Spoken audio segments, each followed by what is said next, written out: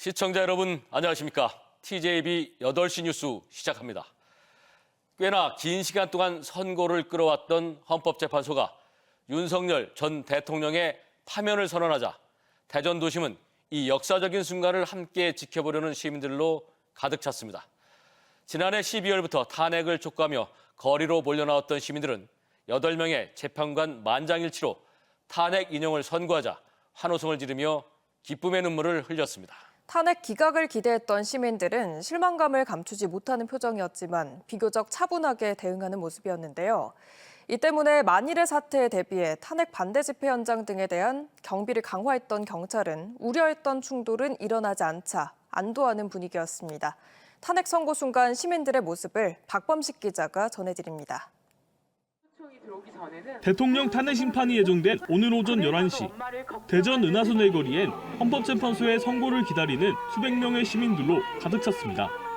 길거리에 마련된 스크린으로 헌재의 선고를 듣고 있던 시민들은 두 손을 모아 기도를 하고 헌법재판소장의 말에 맞장구도 치며 결과를 지켜봤습니다. 재판관 전원의 일치된 의견으로 주문을 선고합니다. 주문, 피청구인 대통령 윤석열을 파면한다. 대한민국 헌정사상 현직 대통령의 두 번째 파면 선고. 시민들은 발을 동동 구르며 기쁨의 눈물을 보였습니다. 우리 국민은 위대하다! 위대하다! 서로 얼싸안 기도하며 탄핵 소추안 가결부터 파면 선고까지 거리에 모여 함께했던 순간들을 떠올립니다. 파면이라고 딱 선고하는 순간 정말 너무 눈물이 났어요. 이곳에 와서 같이 응원하고 한마음 한뜻으로 뭔가를 할 수 있다는 거 그거 자부심 갖고 항상 왔거든요. 시민들은 지난해부터 넉 달 동안 멈춰있던 시간이 다시 흘러가는 것 같다고 말합니다. 예상외로 이제 전원 탄핵 심판 결과가 나와서 저는 그 점이 지금 많이 기쁘네요. 드디어 다음 세상으로 나갈 수 있겠다는 어떤 확신이 조금 생긴 것 같아요. 다만 탄핵 기각을 원했던 시민들은 선고 결과에 대해 불만을 감추지 못했습니다.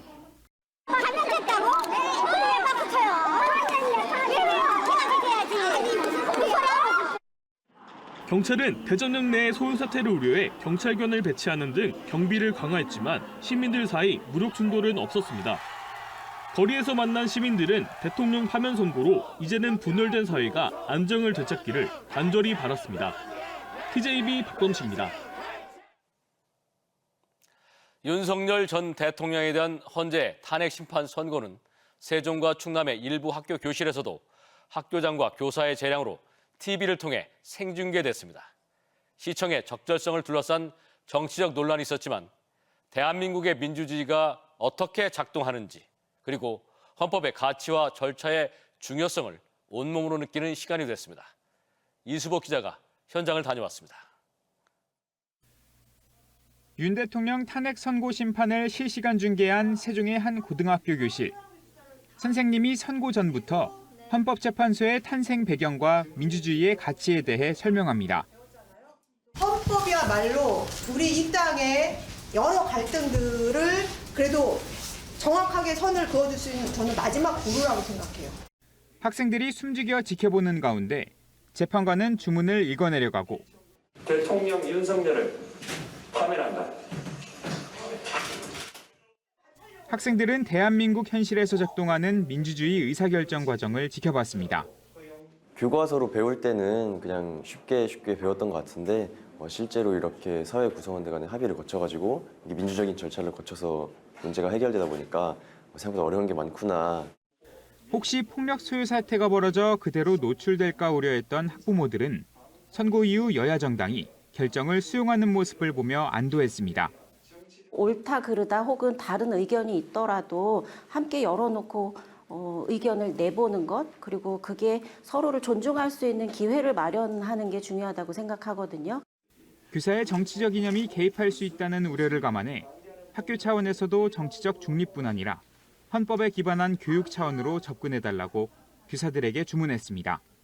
헌법 제1조 2항에 나와 있는 것처럼 대한민국 주권은 모든 국민에게 있고 권력은 국민으로부터 나온다라는 그런 우리가 배운 신념들을 학생들도 실제 경험하게 한다는 차원에서 큰 우려 속에서도 역사적 순간을 교실에서 함께 지켜본 학생들에게 헌재 판결은 살아있는 민주주의를 경험하는 배움의 시간이 됐습니다. TJB 이수복입니다. 윤석열 전 대통령이 파면되면서 오는 6월 치러질 조기 대선도 본격적인 막이 올랐습니다. 역대 대선에서 승패를 좌우하는 캐스팅 보터 역할을 해온 충청은 이번에도 중도 표심의 바로미터로 주목받고 있는데요. 대통령실과 국회 완전 이전 등 지역 현안을 놓고 충청 민심을 얻기 위한 각 당 대권 주자들이 어떤 해법과 비전을 내놓을지 관심이 쏠리고 있습니다. 서울지사에서 이재곤 기자가 보도합니다. 윤석열 대통령에 대한 파면 선고는 충청 민심에도 경랑을 예고합니다. 선고 이후 이재명 민주당 대표가 책임 통감을 앞세운 건 탄핵 정국이 많은 이들에게 정치 혐오증을 불러왔다는 인식 때문입니다.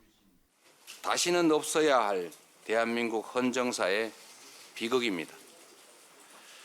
저 자신을 포함한 정치권 모두가 깊이 성찰하고 책임을 통감해야 될 일입니다. 일사불란하게 움직였던 민주당에 비해 국민의힘으로선 탄핵 찬반을 놓고 갈라진 지지층부터 모으는 게 난제입니다. 아무래도 이번 선거는 이제 민주당에게 유리한 선거가 될 것 같고요. 다만 이 기회가 특히 보수한테는 빨리 재정비를 해야 되는 시기라는 생각을 합니다. 국민의힘도 새로운 리더십으로 정치 불신을 보였던 중도층과 부동층을 잡는다면 기회가 될 수 있다는 겁니다.